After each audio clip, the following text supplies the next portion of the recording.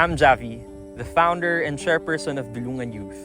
Our goal is to humanize conservation, integrating cultural perspectives and achieving ecological resilience. Together with the communities here in our town, we hope to scale the conversation on the importance of mainstreaming community-led biodiversity conservation.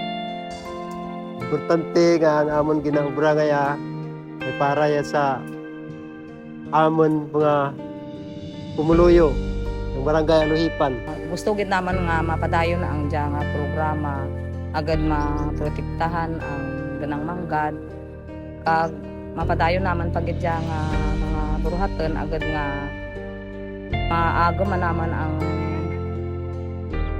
mga produkto pinaagi sa amon nga pangabudlay. Una-una ang sagad dining makabulig sa amon mga pumuluyo ang pangarawa ang sa pagprotektar sa kabukidan.